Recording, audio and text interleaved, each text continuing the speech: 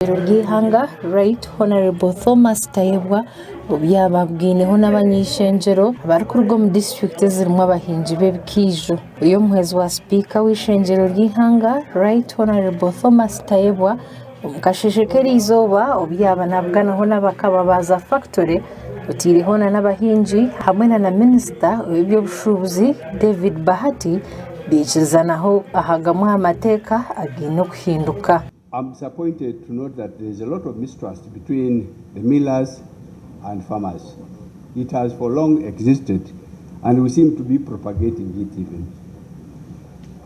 There are certain things that we do for the sake of protecting the industry. One of them is ensuring that there is continuity. We need to get involved in this industry. We're knowing that we have a target, and that target is to ensure that the sugar industry survives and thrives. Let us agree through the pain millers have caused on us. Okay. We can give a grace period using the ZOPA approach you mentioned, but 3 years would be too much. Let's have function organs, and we come to at least 2 or 1.5 years. Hagamo mateka agwizirizanaho harimo hakutensa hamihendo gubine kuguriraho ebikwijo utiyeho n'obwire obine kusharuramo ebikije ebi. Tulabye nti council egenda ku replacing board ekyo tumaze okukikanyako. Ekyokubiri nti council composition ya council in terms of membership. Abalimi bagenda kubeera n'ebitundu ababaka bana ne bamiras babere n'ababaka basatu. Ekyo kitegeeza nti wabeerawo obutakanya mu nsonga zonna about policy and whatever. Alisa abalimi basobola okukozesa namba zaabwe obulungi ne batuuka ku kye baagala.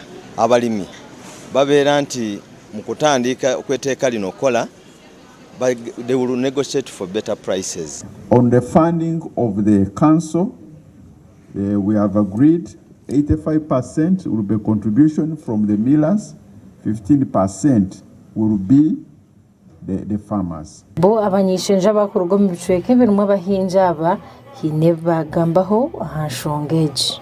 Twikaire mu kwetombo itokwa amani habwokuba eno industry yebikaijo etali regulated kurungi na government.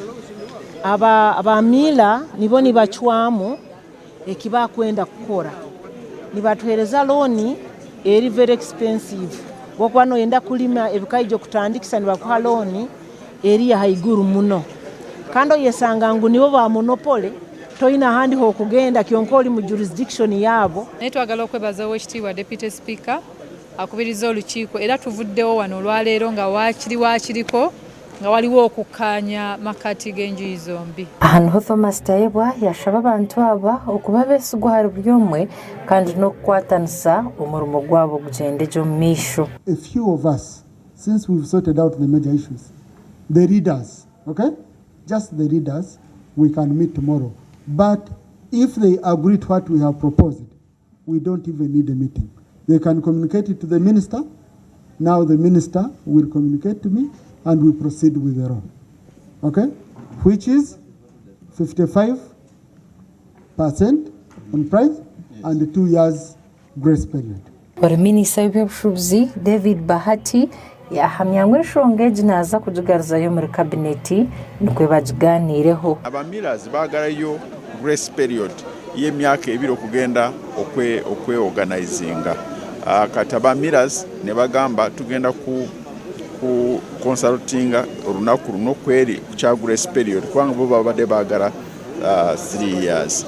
Kati bakomewo leero ekintu tutwale mu maaso tulowooza nti esande ejja nga nvudde omu cabinet ku briefinga on Monday tujja kubanga tugikomawo mu parliament nga tumaliriza ebbago lino. We have also agreed that as we conclude this next week we should have the round on the floor and we conclude it so that it can start applying, okay? And we get our farmers and mirrors out of the current state.